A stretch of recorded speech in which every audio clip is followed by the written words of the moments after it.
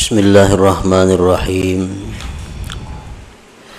Alhamdulillahilladzi fataha li awliyaihi abwabal musyahadah wa nawwara qulubahum binuril ilmi wal ma'rifah. Asyhadu an la ilaha illallah wahdahu la syarika lah wa asyhadu anna sayyidana Muhammadan abduhu wa rasuluhu rahmah. Allahumma salli wa sallim wa barik ala sayyidina wa maulana Muhammadin nasihil ummah wa ala alihi wa sahbihi wa dhurriyyatihi wa atba'ihi ila yaumil qiyamah, amma ba'du. Yang kita hormati dan kita cintai para habaib dan para alim ulama, para muhibbin, hadirin, hadirat, rahimakumullah. Pertama-tama kita memanjatkan puji dan syukur kehadiran Allah subhanahu wa ta'ala yang telah mengumpulkan kita pada malam ini di tempat yang penuh berkah ini. Dan mudah-mudahan Allah selalu mengumpulkan kita dalam tempat kebaikan dan takwa. Amin ya rabbal alamin. Salawat dan salam kita haturkan kepada junjungan kita Nabi besar Muhammad sallallahu alaihi wasallam dan kepada seluruh keluarga, para sahabat, zuriat dan pengikut beliau sampai hari akhir nanti. Para muhibbin rahimakumullah.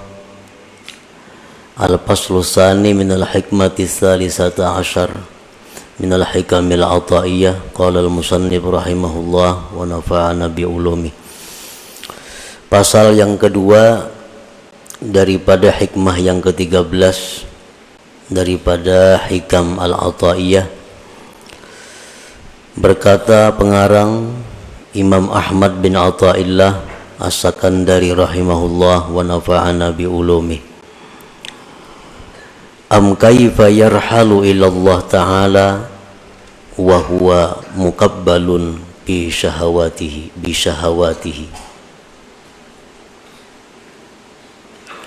Am kaifa yarhalu ilallah wa huwa muqabbalun bi syahawatihi, yang artinya, atau bagaimanakah hati seseorang itu bisa berangkat kepada Allah Ta'ala, sedangkan hati itu diikat, dililit dengan syahwat-syahwatnya. Bagaimanakah hati itu bisa berangkat kepada Allah, sedangkan dia diikat, dipasung dengan syahwatnya. Maksudnya adalah la yataraqqa qalbun min alamis syakki ila alamil yakin wa huwa mutaqayyadun bis syahawat.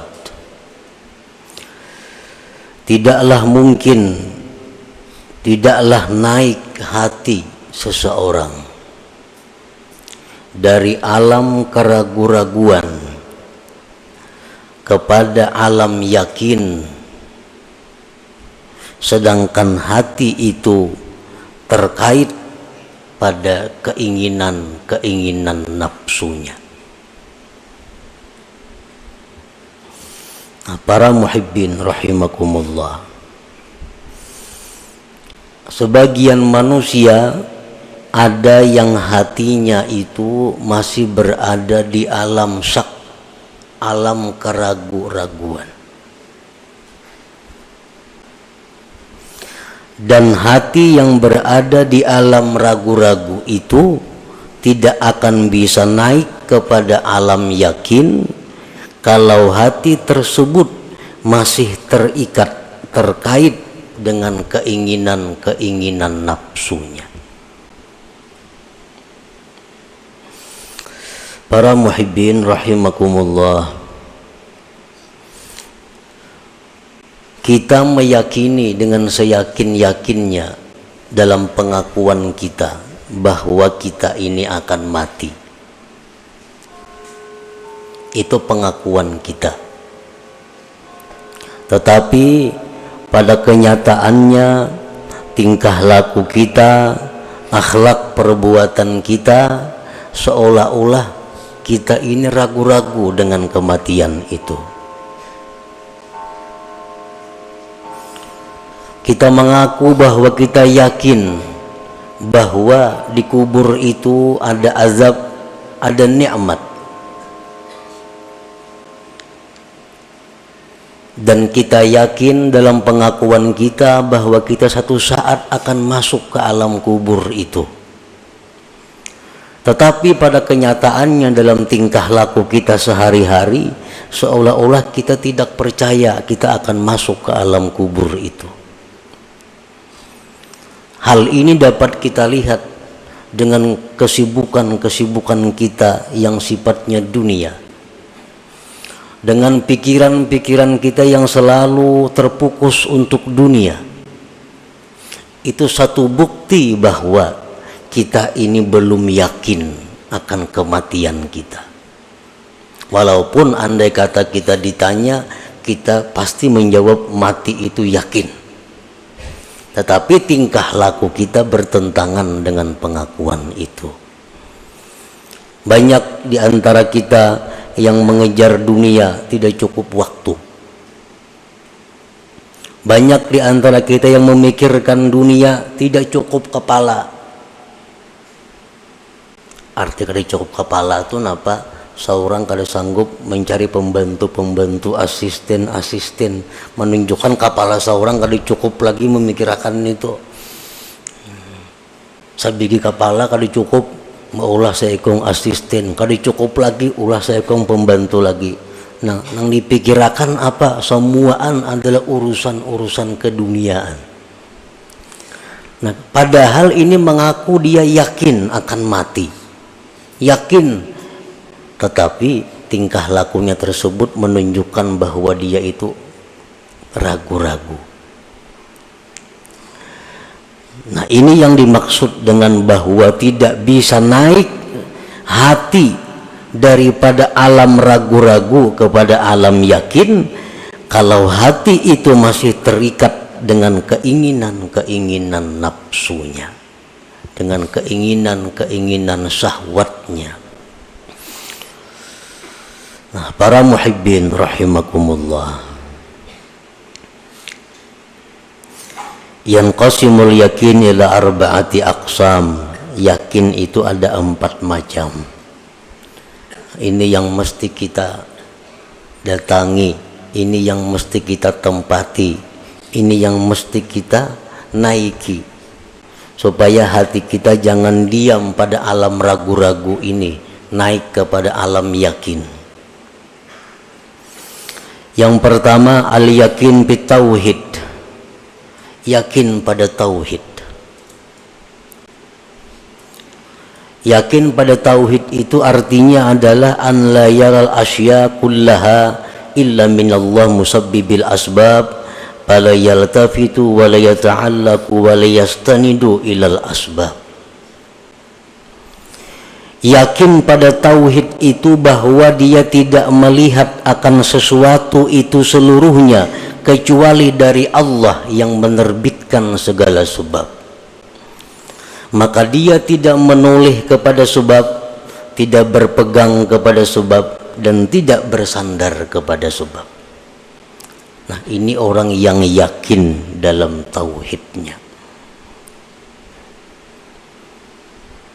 Bukan meniadakan asbab, bukan membuang asbab, tetapi dia tidak bersandar kepada asbab.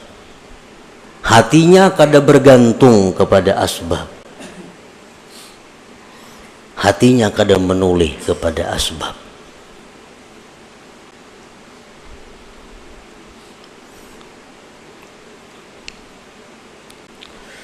Para muhibbin rahimakumullah, Anas bin Malik, salah seorang khadam Rasulullah sallallahu alaihi wasallam.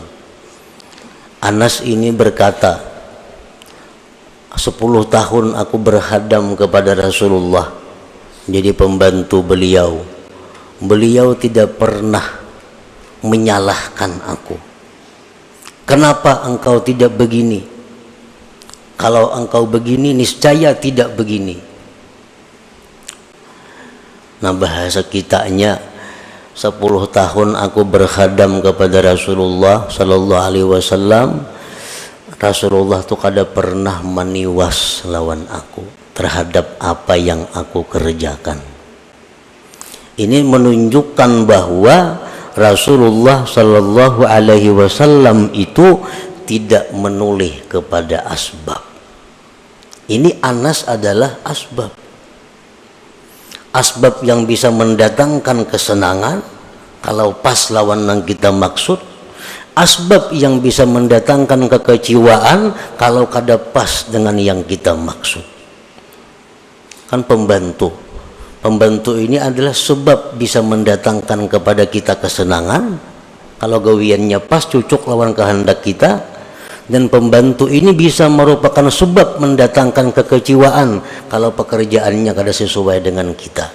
Nah, Rasulullah Sallallahu Alaihi Wasallam beliau tidak pernah mengatakan kata-kata yang sifatnya taubih, mencela atau meniwas kepada pembantu ini apapun yang telah ia kerjakan. Ini satu bukti bahwa beliau tidak memandang kepada Anas ini, pembantu ini. Sebab ini yang beliau pandang adalah bahwa segala sesuatu itu terbit daripada Allah Subhanahu wa taala, musabbibil asbab. Nah, para muhibbin rahimakumullah. Ini salah satu contoh.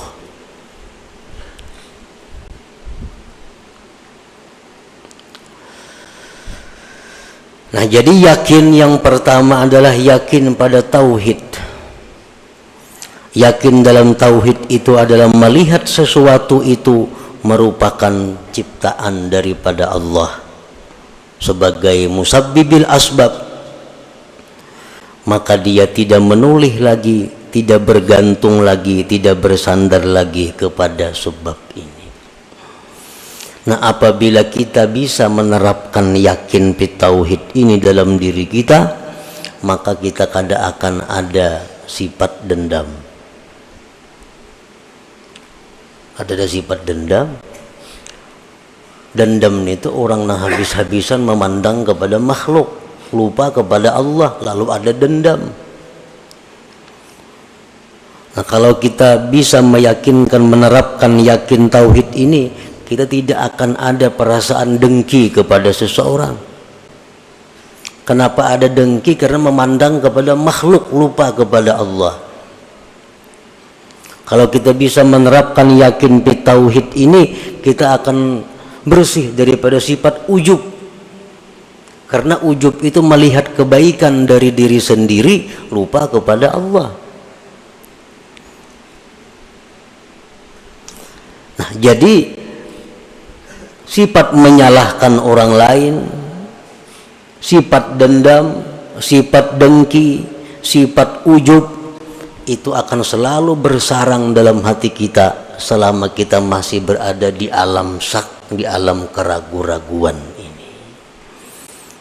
Dan kita kadang akan bisa pindah kepada alam yakin selama kita masih dipasung oleh syahwat kita, selama kita dipasung oleh keinginan-keinginan untuk mencari kenikmatan-kenikmatan duniawi artinya. Itu yang pertama. Yang kedua, al-yakin bidhamanillah, yakin dengan jaminan Allah.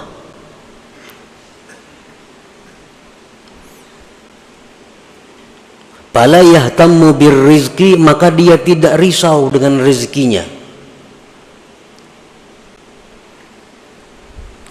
Lianna ma qaddara lahu yasilu ilaihi wa ma la fala fayujmilu fi talabihi, karena dia yakin bahwa yang ditakdirkan baginya itu pasti sampai kepadanya, dan yang tidak ditakdirkan tidak akan sampai kepadanya, maka dia baik elok pada mencari rezeki itu.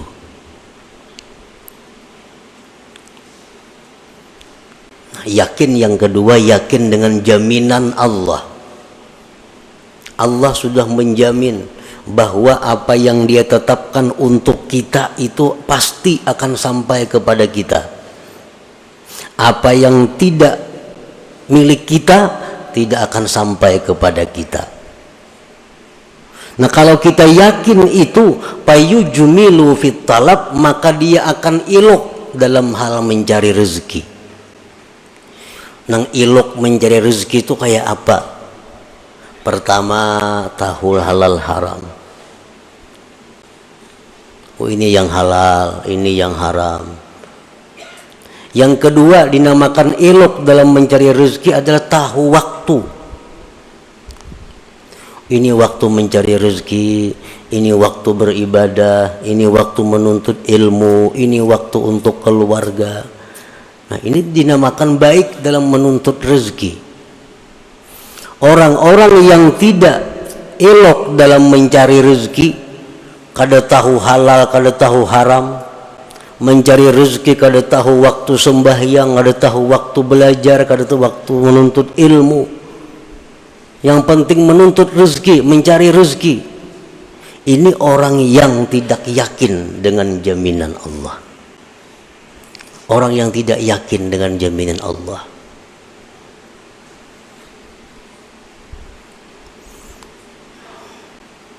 Kalau orang yakin dengan jaminan Allah, dia pasti elok mencari rezeki.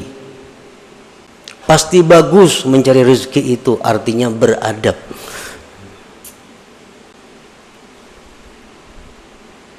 Yang ketiga, al-yakin bil jaza, yakin pada balasan Allah.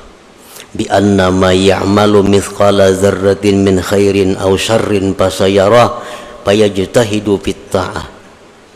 Yakin pada balasan. Dengan bahwa yang ia kerjakan seberat biji sesawi dari kebaikan atau kejahatan, maka dia akan lihat balasannya. Maka dia bersungguh-sungguh dalam taat.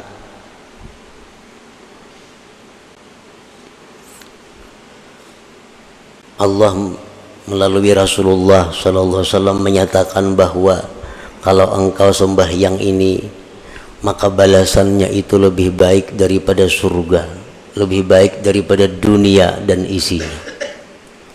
Nah, ini janji Allah.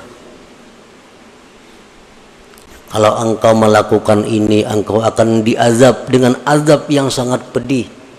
Ini adalah janji Allah. Nah, kalau kita yakin pada balasan yang dijanjikan Allah itu, fayajtahidu fit ta'at, maka kita sungguh dalam taat kepada Allah.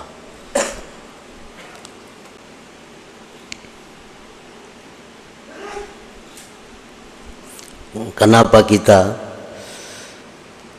kadang melaksanakan perintah Allah padahal Allah sudah menjanjikan surga? Kenapa kita masih melanggar hukum Allah padahal Allah sudah menjanjikan neraka? Kalau engkau berzina, neraka ini. Kalau engkau riba, neraka ini. Kalau engkau zalim, neraka ini. Tapi kenapa masih dilakukan? Karena kita masih berada di alam syak, di alam ragu-ragu tadi, belum yakin tentang apa yang dijanjikan Allah itu. Walaupun andai kata ditanya, pasti Bapak dah yakin. Tapi kenyataannya, praktiknya belum yakin. Nah, yang keempat, al-yakin bi anna Allah muttali'un alaih, yakin bahwa Allah mengawasi atasnya. Yakin bahwa Allah selalu menilik atasnya. Fayata'addabu bi jami' ahwali, maka dia beradab pada sekalian keadaannya. Baik di masjid, baik di rumah, baik di pasar, baik sendiri, baik orang banyak, selalu beradab. Kenapa? Karena dia yakin bi anna Allah muttali'un alaih, bahwa Allah itu selalu melihat dia. Nah, 4 macam yakin inilah yang kita akan tempati bila mana kita bisa terlepas oleh ikatan syahwat tadi, ikatan keinginan-keinginan duniawi kita. Nah, artinya adalah bahwa selama kita berada di alam syak, di alam ragu-ragu, di alam yang mana kita sibuk meluluskan kehendak nafsu kita, kita kada akan bisa yakin pit tauhid, kita kada akan bisa yakin dengan jaminan Allah, kita kada akan bisa yakin pada balasan Allah, kita kada akan yakin bahwa Allah selalu mengawasi kita. Kada kawa yakin. Nah, itulah kurang lebihnya yang dimaksud dengan perkataan Imam Ahmad ibnu Athaillah tadi, am kaifa yarhalu ilallah ta'ala wa huwa muqabbalun bi syahawatihi. Artinya selama kita masih memikirkan terus menerus urusan kenikmatan dunia, kelezatan duniawi, itu aja yang kita pikirkan sehari-hari ini, maka kita akan ketinggalan di alam keraguan-raguan, kita kada akan bisa naik ke alam yakin. Para muhibbin rahimakumullah, al-faslu tsani minha, pasal yang kedua daripada hikmah yang ke-13, am kaifa yatma'u ay yadkhula hadratallah wa huwa lam yatatahhar min janabati ghafalati. Atau bagaimanakah ingin itu hati, bagaimanakah ingin itu hati masuk ke hadirat Allah, sedangkan hati itu belum suci dari junub kelingahannya, kelalaiannya. Nah, artinya adalah la yumkinu qalbun ayyu syahidallah walau adna musyahadah wa huwa yatalawwathu bil qazurat ka hubbid dunya. Tidak mungkin hati kita itu bisa musyahadah kepada Allah, walaupun musyahadah yang paling rendah. Kada akan mungkin selama hati kita itu masih bercelumur dengan kotoran-kotoran seperti mencintai dunia ini. Sekurang-kurang musyahadah itu adalah musyahadah fi'lullah. Itu sekurang-kurang musyahadah. Artinya apa? Dia menyaksikan dengan mata hati bahwa yang ada ini merupakan perbuatan Allah. Itu musyahadah yang paling rendah. Itu pun kada akan bisa kita rasakan selama hati kita masih bercelumur dengan dosa, dengan berbagai macam kotoran-kotoran maksiat.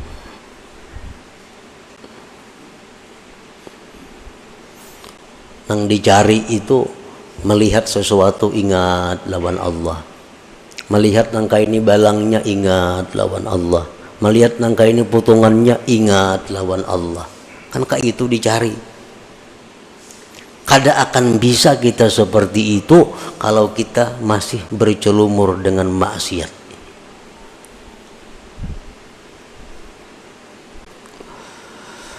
Fakama yumna'ul junub ay yadkhulal masjid, fakadzalika yumna'u qalbun mutalawisun bizzunub ay yadkhula hadratullah ta'ala. Sebagaimana dilarang orang yang junub itu masuk masjid, demikian pula dilarang hati yang kotor, yang bercelumur dosa masuk ke hadirat Allah subhanahu wa ta'ala. Padahal sudah aja belajar kitab ini tamat, kitab tasawuf ini tamat, kitab tasawuf bermacam-macam kitab tasawuf sudah tamat dipelajari, tapi pada kenyataannya kada kawa mempraktikkan. Bila melihat sesuatu itu ingat lawan nama ulah, melihat apa ingat lawan nama ulah, melihat apa ingat lawan nama ulah. Kada kau mempraktikkan itu. Kenapa? Sebabnya karena hati kita dilarang masuk ke area itu. Hati kita belum bersih untuk bisa masuk ke sana. Sebagaimana orang haid, orang junub kada boleh masuk masjid, maka hati-hati yang kotor pun kada akan bisa masuk ke hadirat Allah subhanahu wa ta'ala. Nah, hati yang berada di hadirat Allah itulah hati yang selalu ingat kepada Allah.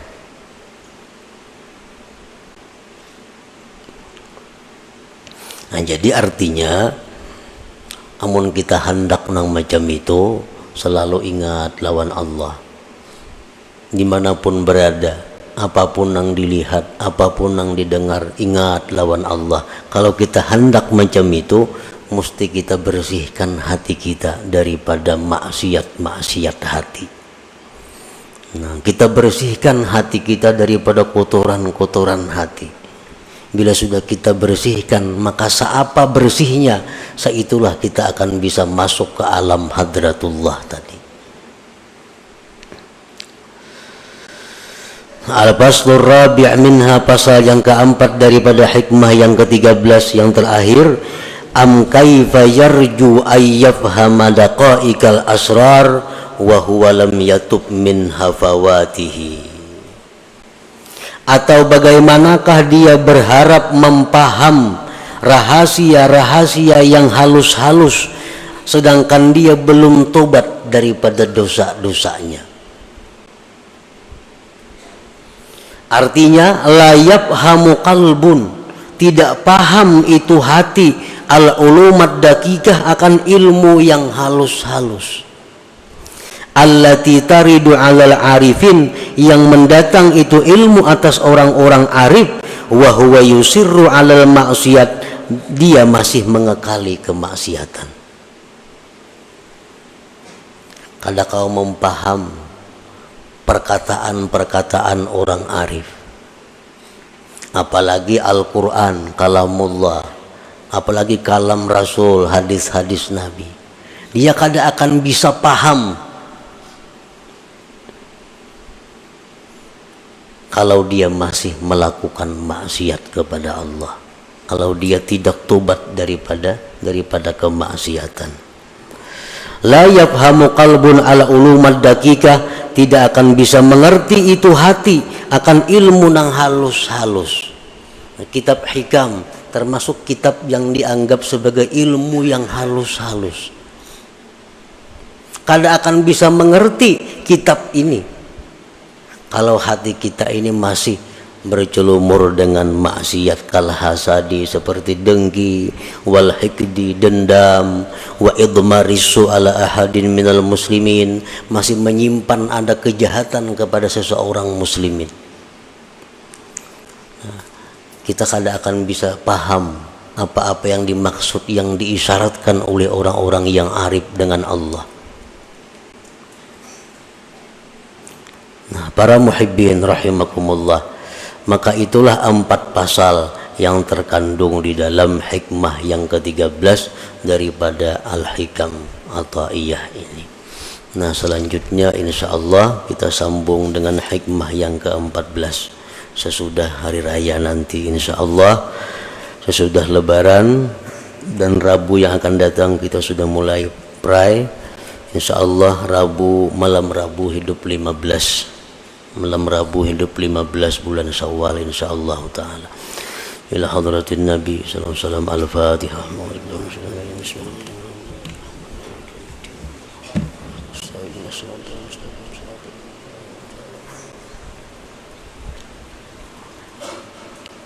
Ya Allah biha, ya Allah biha, ya Allah bi husnil khatimah, ya Allah biha, ya Allah biha, ya Allah bi husnil khatimah, ya Allah biha, ya Allah biha, ya Allah bi husnil khatimah.